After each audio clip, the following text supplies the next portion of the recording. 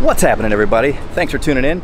Today, it's not going to be so much like a what am I up to vlog. It's going to be more of a to-do vlog, or a how-to vlog, if you will. We're going to talk about the 5 biggest mistakes artists make when pricing their artwork. Let's get started.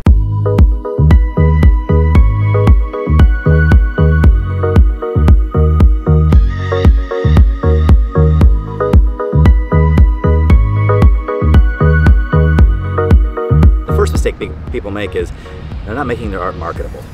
Now, I know that may sound like I'm going to be a sellout, but no, it's one thing to have art that's something you can sell. It's another entirely if you want to be a museum or gallery only artist, but you're going to need a job or to live off a grant. So the first thing is taking an assessment and saying, is this something that other people, I mean, I might love it, but is it something other people are going to want to put in their home? Is it something that people will actually pay for and show off to their friends and family?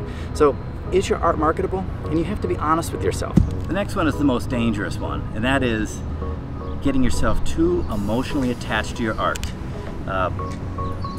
Maybe I should have started with that. I think that artists get done with their work of art and it's like this is their baby now.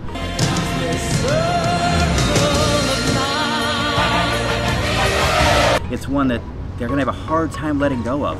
And so they price it way outside of the realm of something that anybody's ever going to pay for the art, because quite frankly, to be honest, it's gonna be very hard to find someone who's emotionally attached to that piece of art as you are. Unless, of course, you've made it marketable.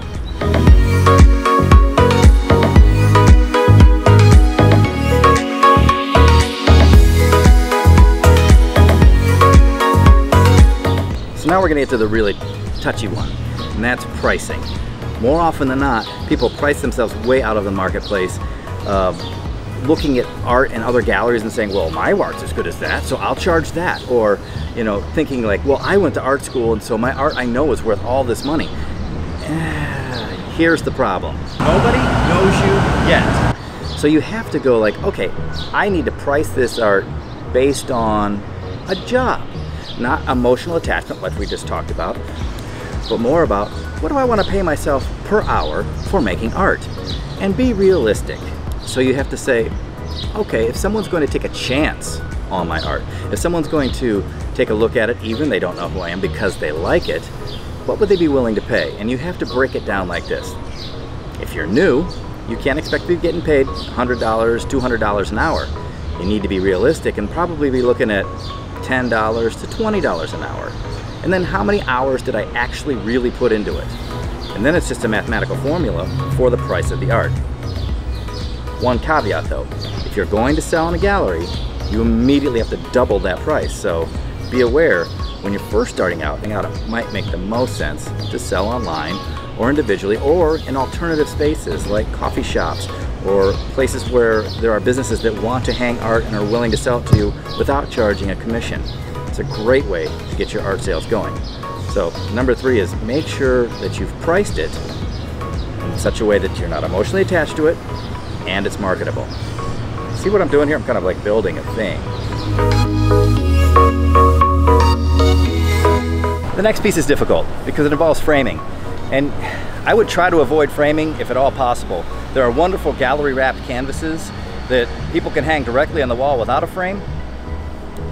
If you must do framing, I would not spend a lot of money on framing. I've seen artists spend $100, $150 on a frame alone. And what does that mean? It means now I have to charge $200, $300 additional for my painting, so I get the framing money back and the gallery gets its commission. So really, you want to consider what you're doing with your framing. And finally, we want to talk about marketing efforts. When it comes to your marketing, you can't be passive. You can't be like, well, I made this piece of art so people can come buy it now. That's not how it works. People won't know that you have a piece of art for them to buy if you don't tell them about it. And in today's social media age, there's no reason why people won't know. You need to get savvy with Twitter, Instagram, Facebook, YouTube, every platform you can think about, so that you can broadcast to people, hey, I've made this piece of art, I think you'd enjoy it, why don't you check it out? You can't rely on anybody else's word of mouth, you can't rely on anybody else telling them about you. It's all on you.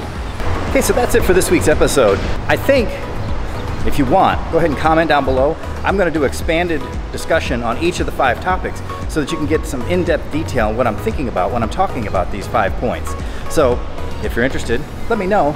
But expect that in future vlogs. I really think there's a lot to go into when we're talking about all these things. Thank you very much for watching. Please, if you haven't already, consider subscribing. And I don't know why this is subscribing. That's clicking. That's what that is. Consider subscribing to the channel. Please be sure to share it with your friends. Thank you so much. Talk to you next time.